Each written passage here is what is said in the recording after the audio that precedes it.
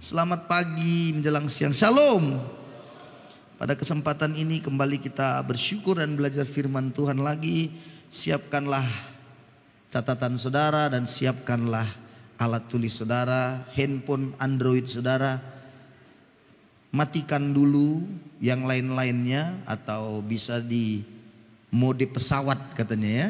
Mode pesawat dibuat supaya tidak bisa masuk unsur-unsur roh-roh dunia ini masuk ke situ ya.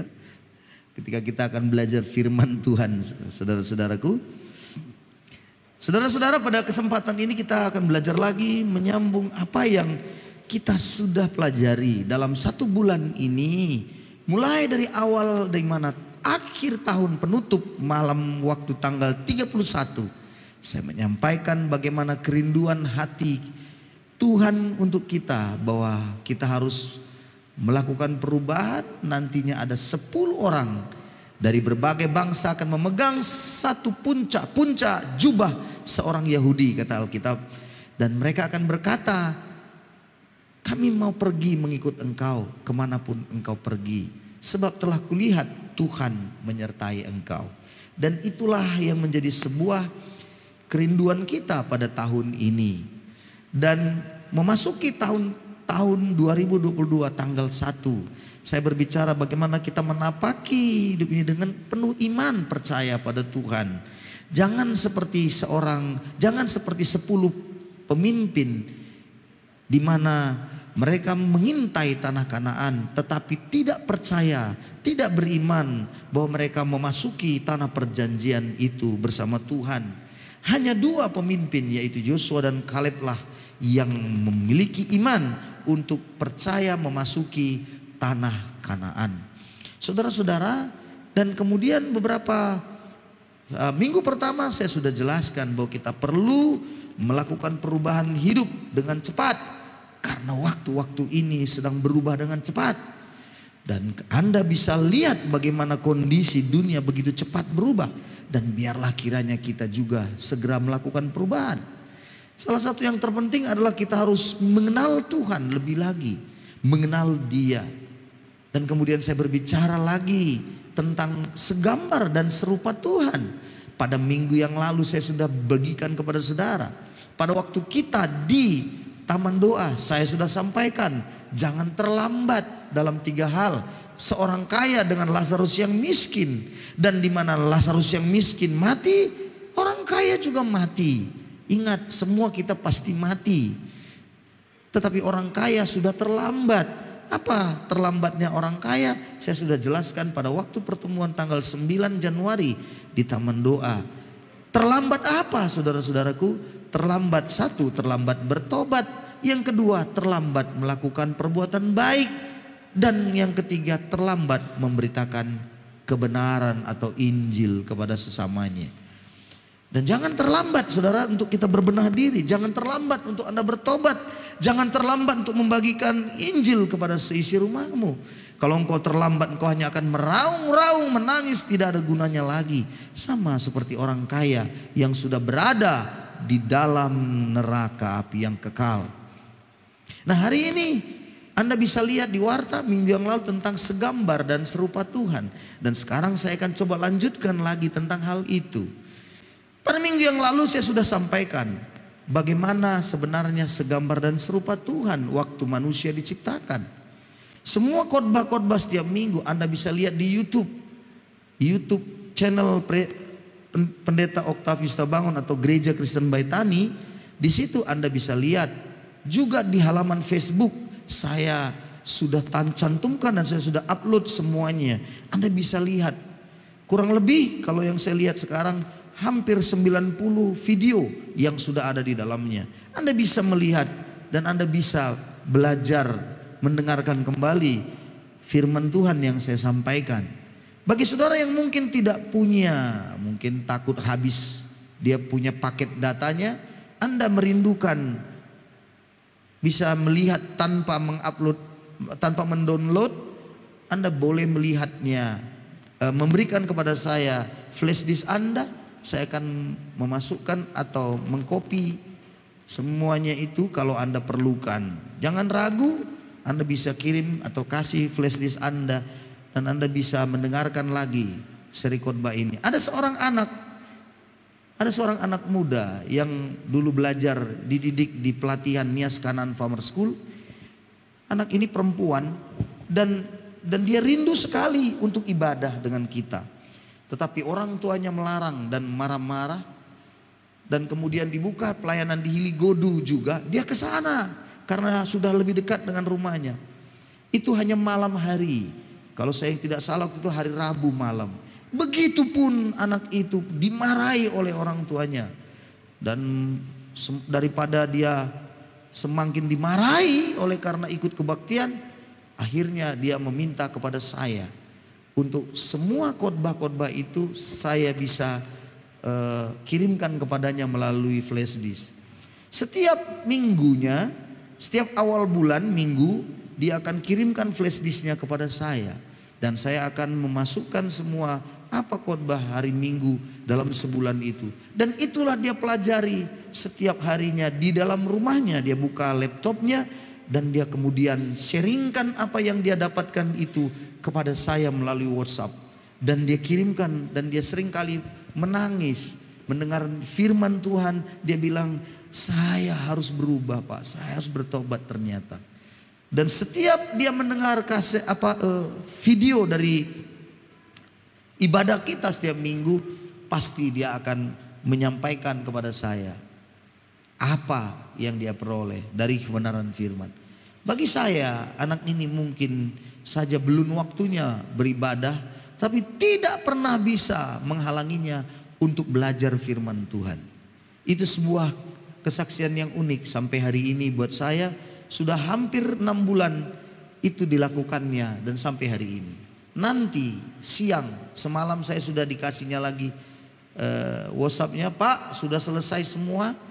Besok bilangkan hari ini aku kirim lagi ke rumah Bapak flash diskku ya. Bapak isikan, minta tolong Pak lagi. Saya bilang siap.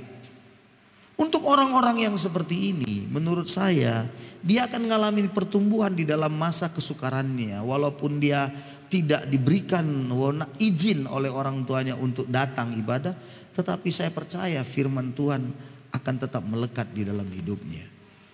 Anda bersyukur hari ini bisa beribadah bersama kita. Anda bersyukur hari ini ketika kita menyanyi begitu rupa. Saya walaupun tadi pujian dinaikkan, saya cuma bisa menangis dan menangis. Kenapa? Karena Tuhan Yesus baik bagi hidup kita. Amin saudara-saudara. Dan ku mau setia mengikut Tuhan, melayani Tuhan sampai pada akhirnya. Itulah sebuah kerinduan saya sampai hari ini. Dan kalaupun Tuhan memanggil pada suatu hari kelak, biarlah aku didapatinya setia dalam segala apa yang kulakukan. Itulah sebuah kerinduan.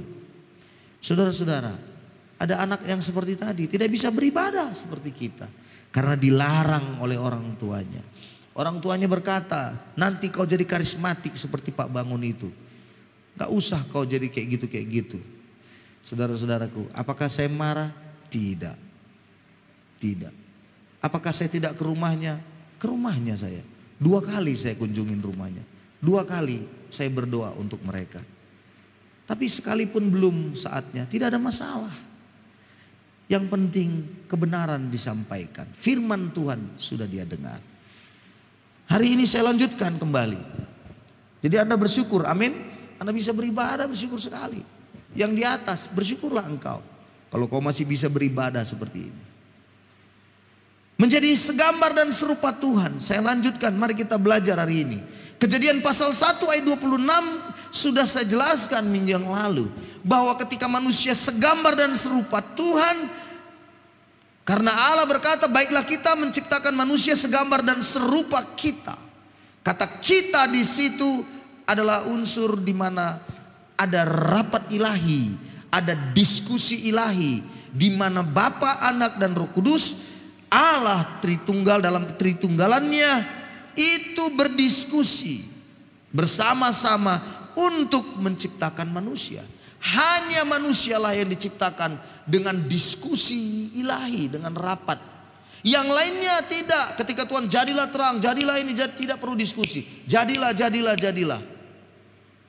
Dengan firman. Tapi waktu Tuhan menciptakan manusia, dia tidak hanya dengan firman.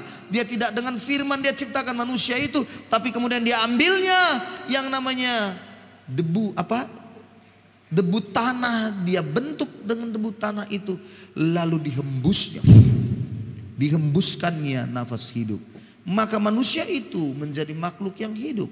Sempurna, segambar dan serupa Tuhan. Segambar, dengar baik, bukan bicara tentang kualitas atau kondisi fisik, tetapi bicara tentang ilahi. Ingat, roh adanya. Ingat, Allah itu roh.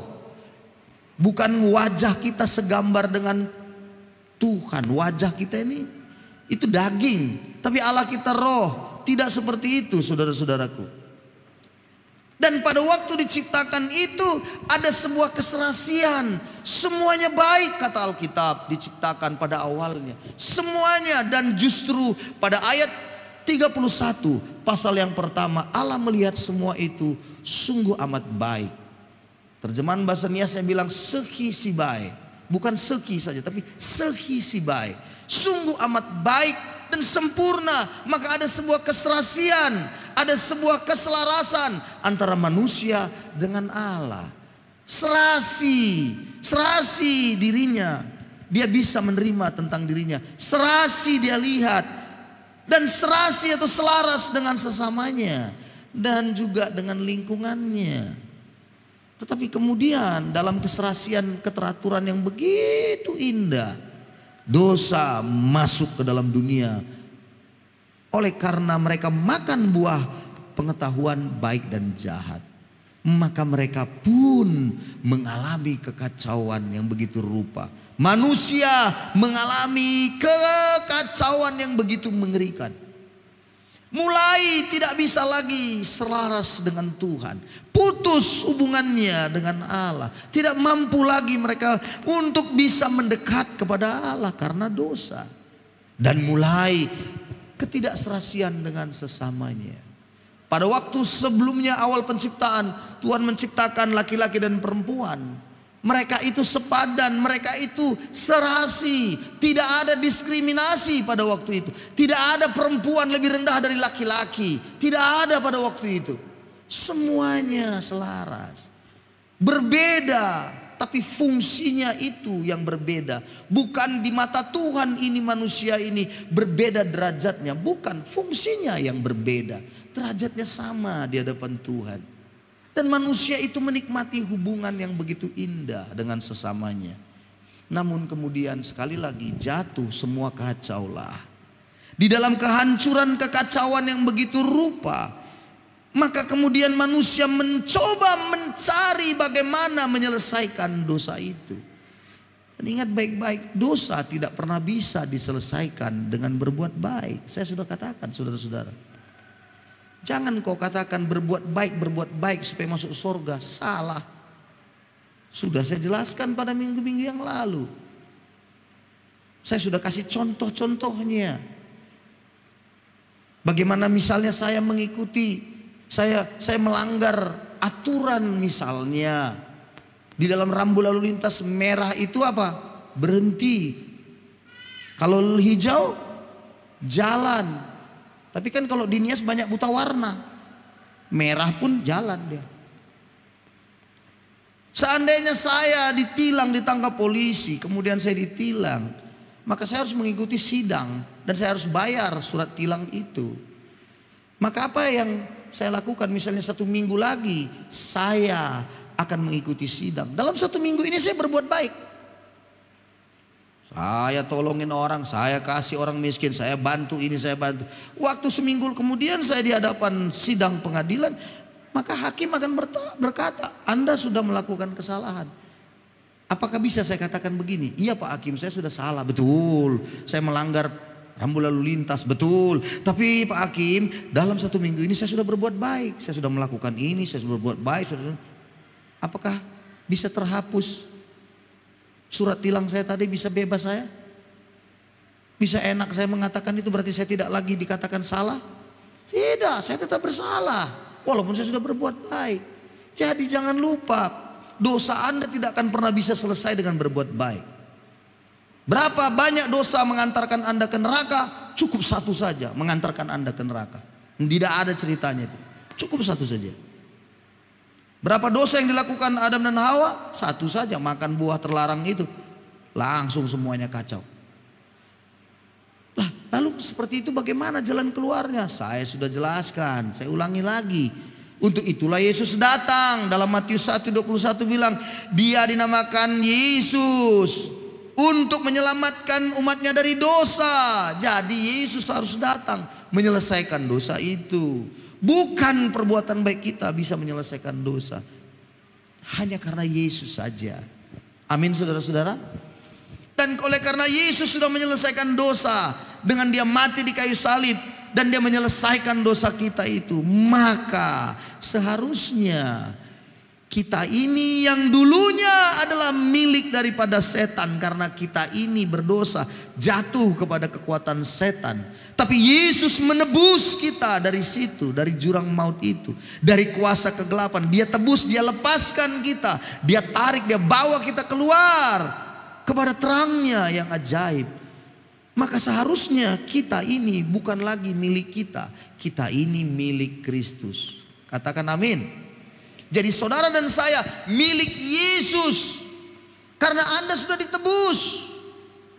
Yang menebus itu itulah menjadi pemiliknya. Betul enggak? Iya dong. Kalau Anda punya barang, Anda punya nih anting-anting, Anda taruh di Pegadaian. Bagaimana bisa keluar dari situ? Ya ditebus. Dengan sejumlah uang Anda beri, ditambah bunga-bunganya, Anda akan peroleh kembali barang Anda. Dan itu menjadi milik Anda. Kita digadaikan, kita sudah tergadai, kita sudah terjual, kita sudah sampai kepada kekuatan si jahat, kepada iblis. Tapi Tuhan menebus dengan darahnya. Yesus bilang, aku menyelesaikan dosanya, akulah yang mati. Tidak usah dia yang mati, aku, kata Tuhan. Ditanggungnya di kayu salib, lalu kita pun dilepaskannya.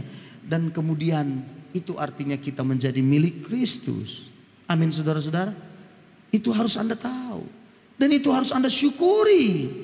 Karya pengorbanan Kristus. Kita didamaikan dengan Allah. Kita menjadi milik Tuhan. Kita didamaikan. Saudara-saudaraku, setelah itu bagaimana?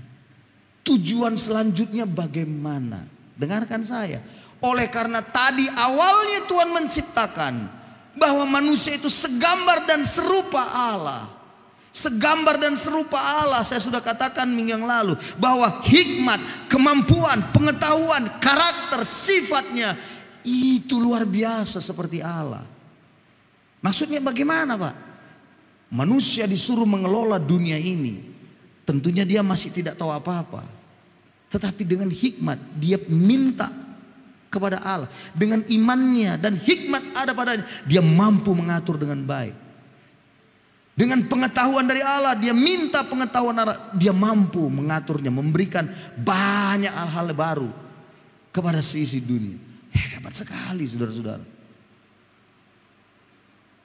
Tetapi karena dosa semua hancur memang sudah.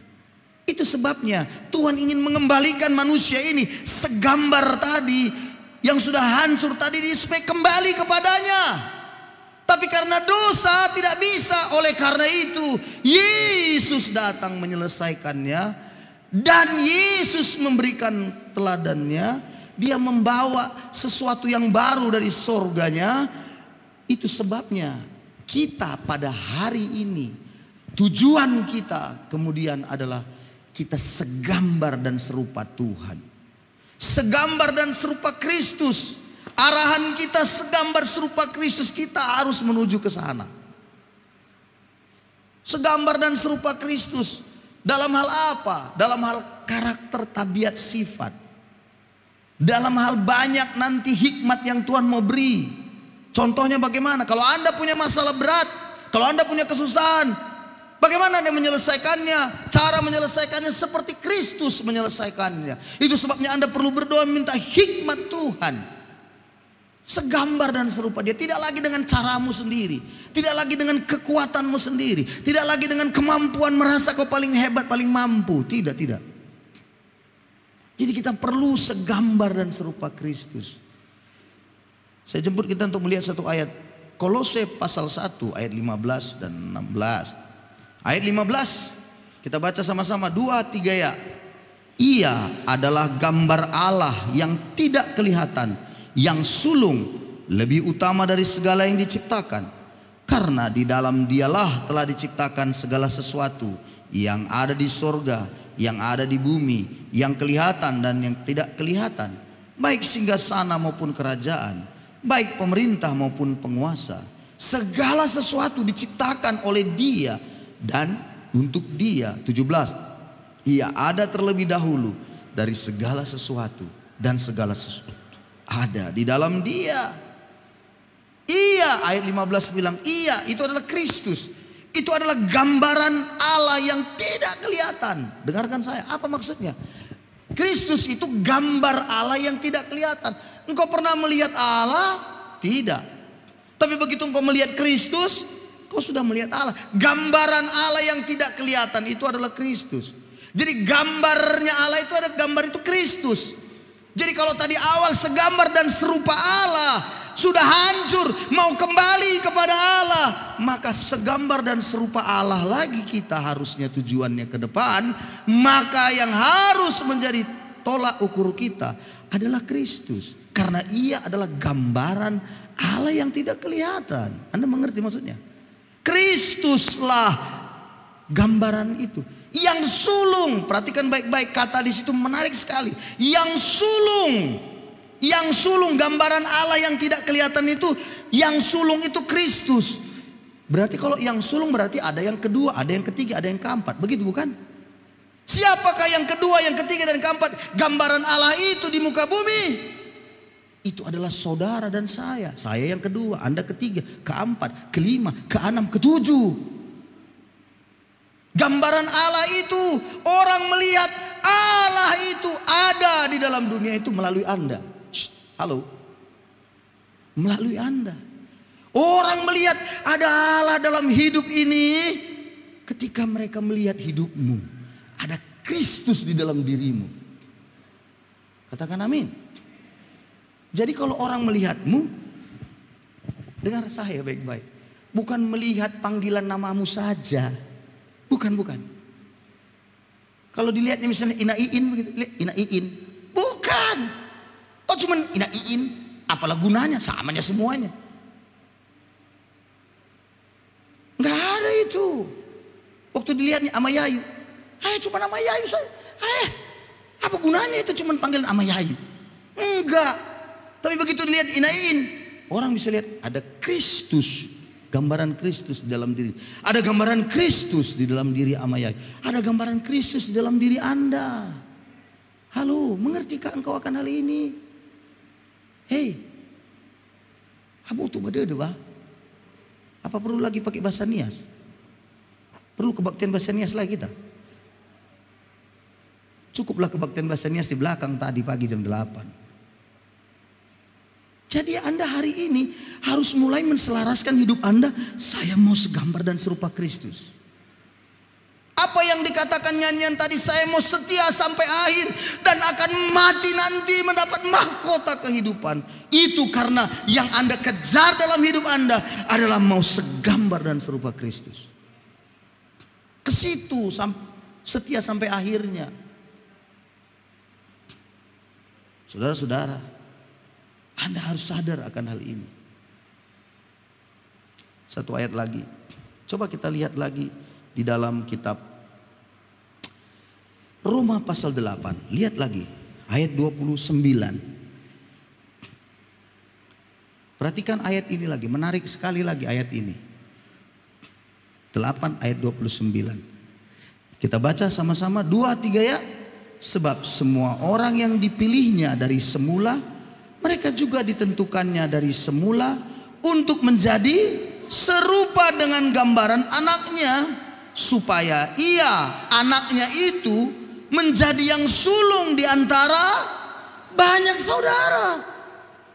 Jadi saudara-saudara, ingat ya, begitu Anda memiliki Kristus dan kemudian Anda mendapatkan sebuah kasih karunia anugerah, Anda ini menjadi anak, diangkat menjadi anaknya.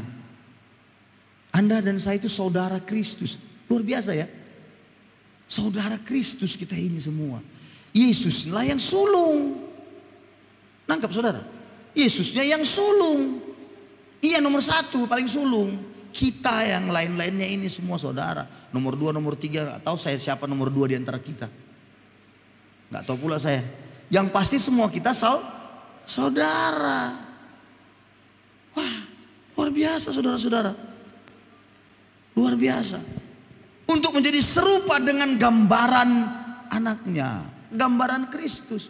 Jadi serupa dengan Kristus. Coba Anda harus tahu hari-hari ini. Jangan sampai Anda hidup di dalam dunia. Memasuki tahun 2022 ini. Kita sudah tanggal 23 hari ini. Bayangkan, nggak seminggu lagi, nggak terasa. Tutup, selesai 1 bulan. Ya ampun, lewat Januari. Masuk nanti Februari. Nggak terasa Sweet Seventeen. Bukan Sweet Seventeen, apa namanya? Valentine kok Sweet Seventeen. Valentine. Ada Valentine, sekakak cepiki, sekarang ada lagi coklat-coklat segala macam. Selesai bulan 2. Habis itu bulan 3. Habis bulan 3, bulan 4 Paskah. Cari telur Paskah. Bapak-bapak cari telur Paskah di mana begitu ya. Selesai nanti bulan 6. Aduh. Saya saja dengan istri kadang-kadang bingung. Ya udah cepat kita ini. Waktunya cepat sekali ya Pak. Iya, aduh. Iya udah bulan 1 lagi. Kalau istri saya bukan begitu. Pak udah lewat bulan 1 Pak. Ya maksudmu gimana? Bulan 2. Enggak kau ingatnya bulan 2 Pak. Apa? Ingat pernikahan kita. Oh itu berarti tanda-tandanya. Sudah mengerti maksud saya. Wanita itu sudah ingat Pak. Pernikahan kita 5 Februari. Tapi adalah kalau itu masih sukacita. Tapi dia bilang lagi. Ingat Pak bulan Februari lagi Pak. Apa itu? Kau harus ingat ini penting. Alah, apa itu? Uang kuliah anak bayar. Saudara-saudaraku, saya sedang menyampaikan ini supaya Anda ngerti waktu begitu cepat. Ngerti? Ingat Pak, bulan Februari. Tapi kadang-kadang dia bilang sama saya, tahu kok Pak, kalau nggak pandai-pandai aku mengatur uang ini, susah kali. Bagaimana menurutmu aku ini Pak? Wah, wanita kan begitu. Pertanyaannya selalu begitu. Saya langsung jawab, baik kali kau mah, baik kali kau. Bukan begitu kali lah kau. Kalau didosis kau bilang, iya baik kali. Supaya tenang saudara-saudaraku. Karena bulan 2 udah selesai, nanti bulan 2 udah mau mendekati. Habis bulan 2 dibilangnya lagi, bulan Maret Pak. Kau harus ingat itu. Apalagi uang kuliah si Theo. Bayangkan saudara-saudara.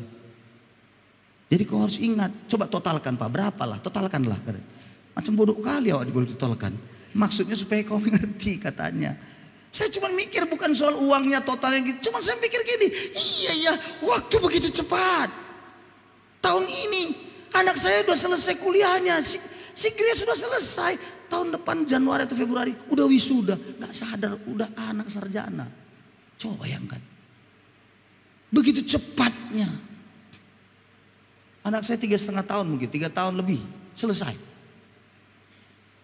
Anda kadang-kadang datang kita. Santai saja. Hidup bagaimana? Ya begitulah Pak. Berubah ibu lah berubah. Kita lihat nanti. Ya ampun. Kapan kau bertobatnya? Jangan terlambat kau bertobat ibu. Jangan kau terlambat bertobat Bapak. Jangan terlambat kau berbuat baik. Ingatlah. Selaraskan dirimu dengan Kristus. Karena harus kita segambar dan serupa Kristus. Itulah yang akan memperoleh mahkota. Ada 5 mahkota. Yang tadi kita nyanyikan itu hanya mahkota kehidupan. Ada 5 mahkota. Kapan-kapan kita belajar apa ke-5 mahkota itu. Saudara-saudaraku, di dalam kehidupan kita, saya percaya sekali, menjalani hidup ini harus ada tujuannya memang. Di dalam kita menjalani kehidupan berohani kita, selaraskan dengan Tuhan. Yang anehnya nanti begini, saya selalu percayanya begini. Karena di dalam Alkitab bilang kan begini, jikalau kamu sungguh-sungguh katanya. Dalam kitab Ulangan, dalam kitab Bilangan selalu ada pesan Tuhan kepada bangsa Israel. Jikalau kamu sungguh-sungguh mengikuti firman yang kusampaikan kepadamu dengan setia, maka, itu ada makanya, selalu ada berkatnya. Akan kujauhkan katanya yang ini dari hadapanmu. Dijauhkan Tuhan semua malapetaka. Akan kuberikan engkau ini. Selalu aja Tuhan berikan. Tapi ada sebuah kalimat di situ, sungguh-sungguh. Sungguh-sungguh engkau katanya. Itu sungguh-sungguh segenap hati kita mengikuti perintah firman yang kusampaikan. Wah, saudara-saudaraku, perlu kesungguhan. Jangan setengah-setengah. Amin, saudara-saudaraku. Tahun ini betul-betul sungguh-sungguh. Sulit keadaan tahun ini. Jangan bilang gampangan, sulit. Kan udah saya bilang minggu yang lalu. Habis COVID-19 variannya ada Delta, Omikron, Deltacron, tak apa lagi nanti nih varian yang baru lagi. Bikin orang takut. Ya, jangan kasih nama anakmu nanti Omikron. Jahat itu dia. Saudara-saudaraku, pertanyaannya sekarang kalau begitu, dengan cepat saja. Pertanyaan yang sederhana. Bagaimana menjadi serupa dengan Kristus? Nah itu dia, supaya cepat.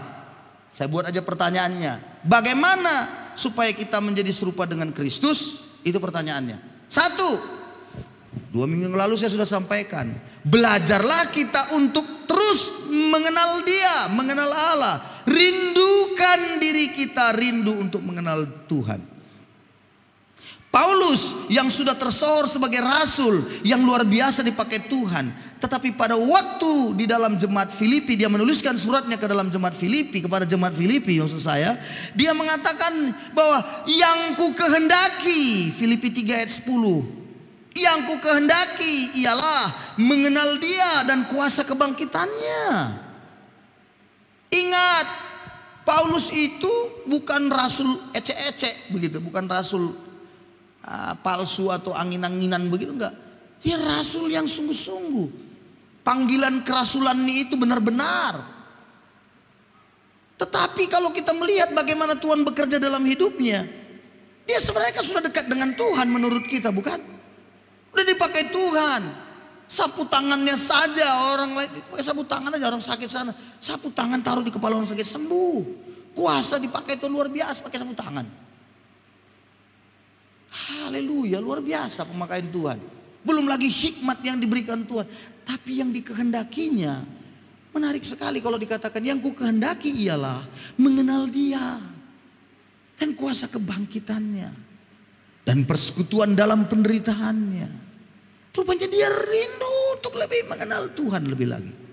Jadi yang pertama, kalau Anda mau menjadi serupa dengan Kristus, rindukanlah dalam hidup Anda untuk mau mengenal Dia lebih lagi.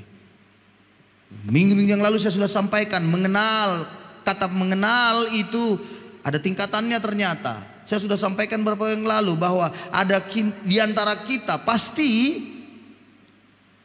yang sudah mengenal bagaimana wali kota kita.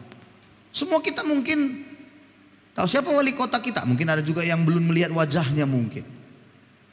Ya mungkin karena terlalu sibuk kali ya.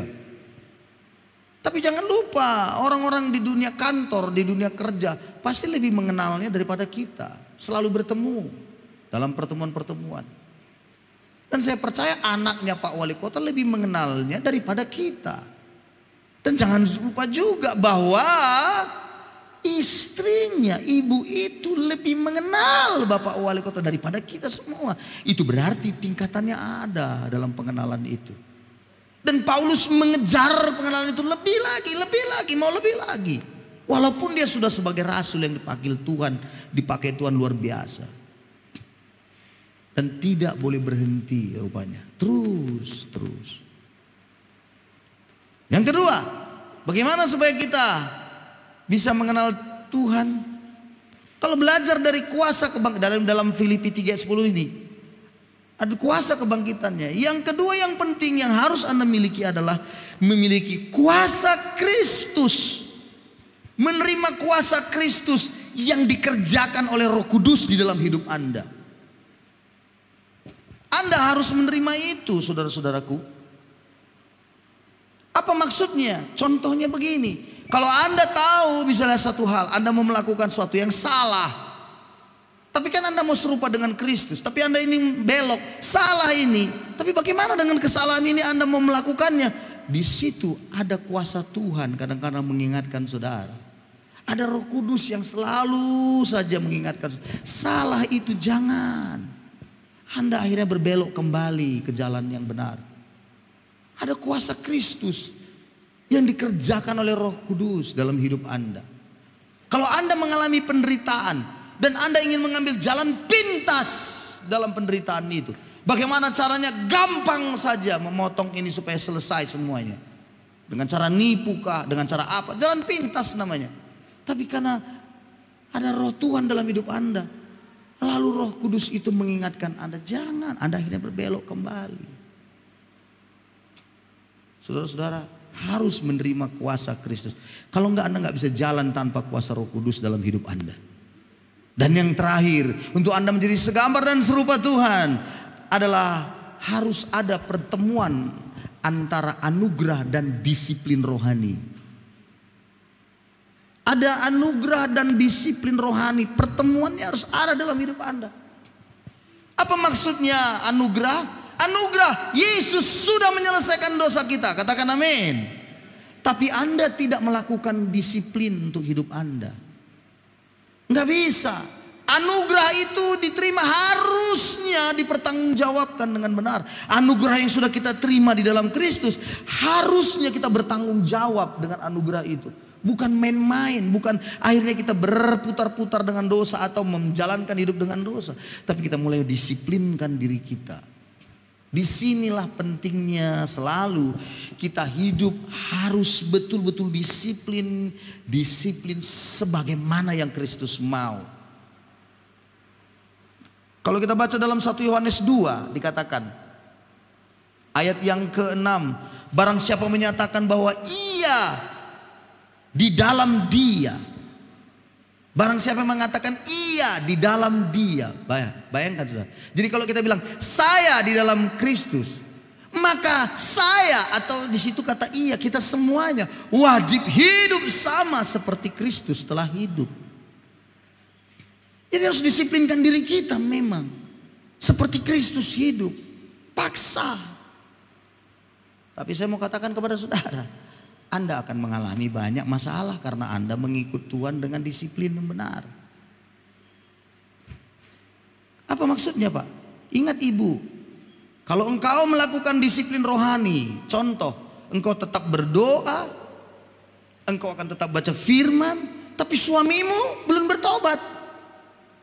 Apa yang terjadi? Kalau begitu apa yang terjadi?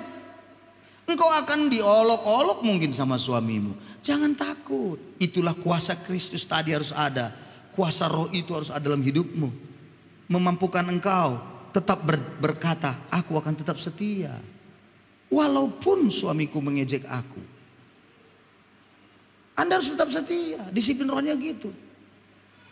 Apa yang tadi saya katakan, contoh seorang anak tadi yang sudah saya katakan, bagaimana dia dilarang ibadah, tapi firman Tuhan tidak pernah dia mau tinggalkan.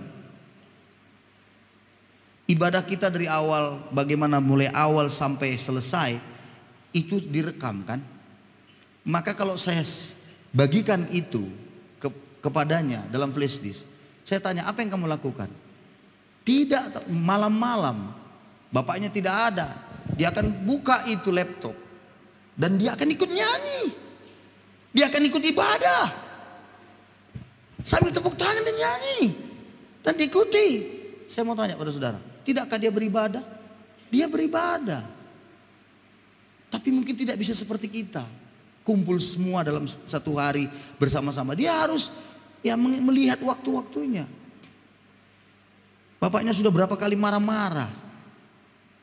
Kalau kulihat lagi kau kayak gitu jadi karismatik lagi kau. Bapaknya udah marah-marah. Tapi saudara-saudaraku, dia tidak pernah meninggalkan disiplin rohani itu. Bagi saya, orang yang seperti itu sungguh luar biasa. Dia tetap setia. Saya masih ingat sekali waktu saya dulu masih kuliah. Bagaimana saya diejek oleh teman-teman saya. Dulu saya ikut persekutuan doa bukan mengingat firman pada awalnya. Apa yang saya ikuti kalau sebuah ibadah dalam PA persekutuan doa dulu, itu karena lagu. Bukan ayat firman. Lagunya itu buat saya menarik. Karena ada lagu baru selalu. Sementara di gereja saya yang lama itu aja. Maka ketika nyanyian dinaikkan saya ikuti. Saya nyanyi. Sambil saya lihat mereka tepuk tangan. Kuperhatikan lagi pemimpin pujiannya semangat kali. Luar biasa ya. Tepuk tangannya juga luar. Lalu ada satu lagu yang menarik sekali. Dikatakan bergandengan tangan. Tiba-tiba tanganku ditarik. Lalu digandeng-gandengan begini-begini. Saya bilang macam mana ya lagu ini. Tapi memang itu pula lagunya. Bergandengan tangan dalam kasih Tuhan. Lalu udah tenang saya. Ditunjuk-tunjuk. Kau saudaraku. Kawanmu ya aku. Kenapa saudara? Kau bilang dalam hati saya gitu. Ditunjuk-tunjuk. Tapi menarik buat saya lagu-lagu itu. Akhirnya di kamar mandi pun saya nyanyi. Kau saudaraku. Itu aja yang ku tahu. Karena maklum. Belum mengerti. Tapi mulai hari demi hari, minggu demi minggu ikut ibadah. Khotbah disampaikan. Firman Tuhan sederhana saja. Lama-lama saya mengerti.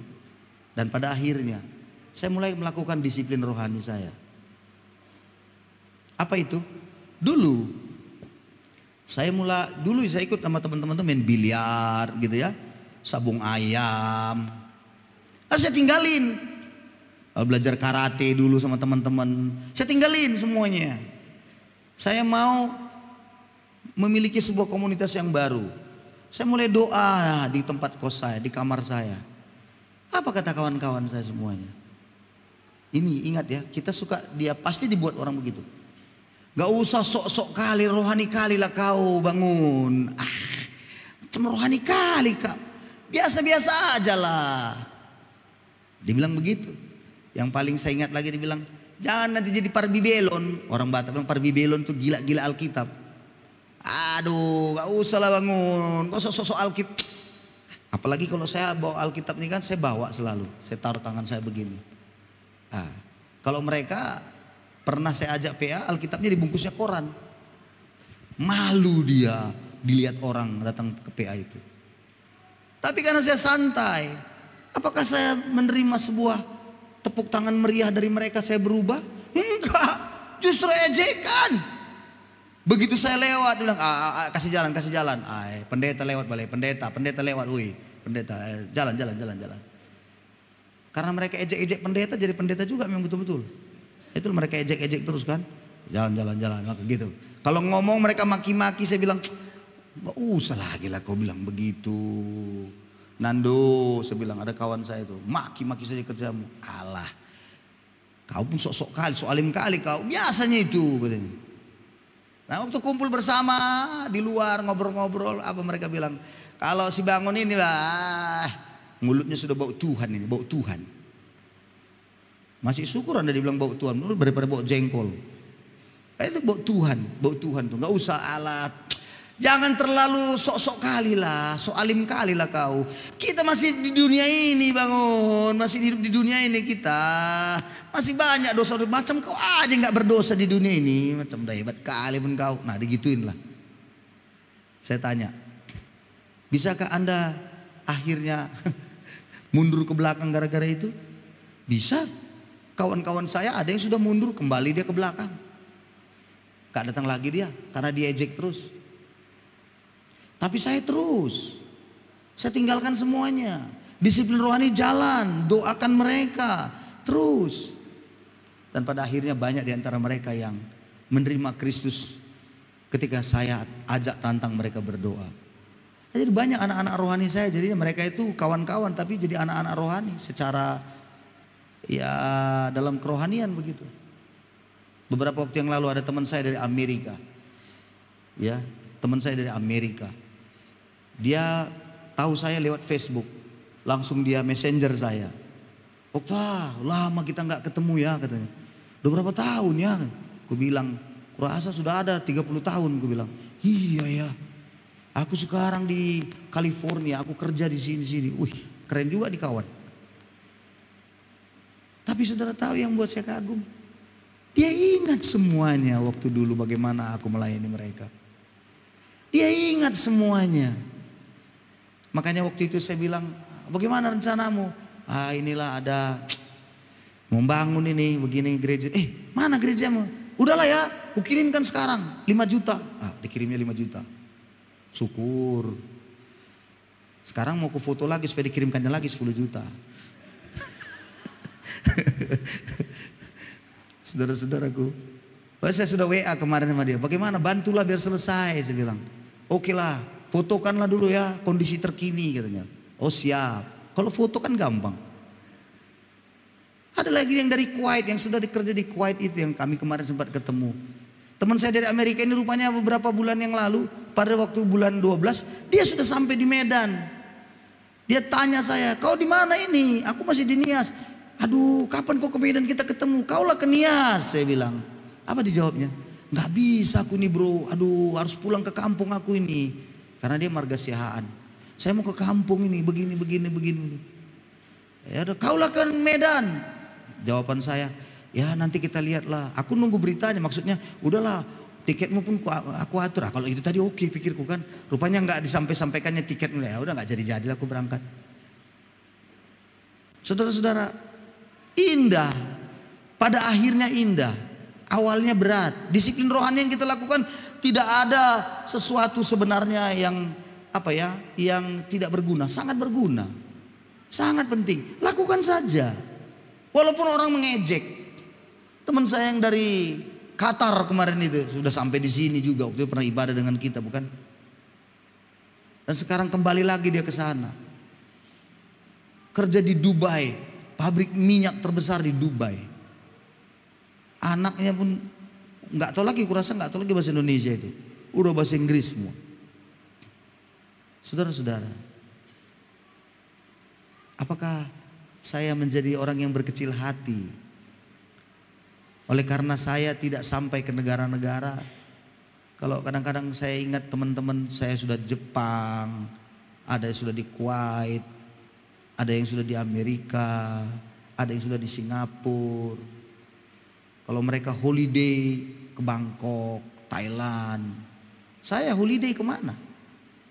Lahewa, Afulu, paling Teluk Dalam. Jalan-jalan di kota di mana? Ya di situ aja. Di mana itu? Tugu Durian, foto di Tugu Gempa. Apakah saya berkecil hati dengan itu? Enggak, ingat baik-baik. Bukan yang hari ini yang mau kita lihat nanti, bukan? Amin, saudara-saudaraku. Bukan yang sekarang yang kita lihat kondisi kita sekarang ini, bukan? Nanti, bukan?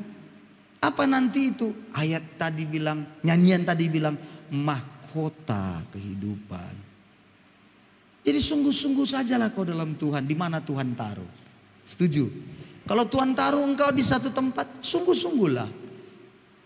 Arahkan dirimu, selaraskan dengan Kristus. Setialah engkau sampai akhirnya. Berjalanlah engkau dengan jalan bersama Tuhan. Pada akhirnya engkau akan melihat anugerah Allah yang besar itu. Sungguh engkau akan dapatkan mahkota yang indah. Akhirnya, betapa rindu saya pada hari ini lagi. Semua kita memiliki sebuah kerinduan besar untuk segambar dan serupa Kristus. Selaraskan diri kita. Buang semua cara-cara lama kita. Buang semuanya pikiran-pikiran kita yang salah. Buang semua. Pola pikir kita yang suka namanya asumsi-asumsi yang jelek tentang orang. Asumsi-asumsi yang jelek tentang sesama.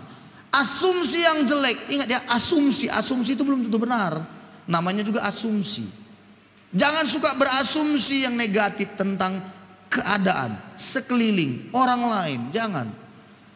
Ingatlah selalu bahwa Roma 8:28 bilang Allah turut bekerja dalam segala sesuatu untuk mendatangkan kebaikan bagi setiap yang mengasihi Dia.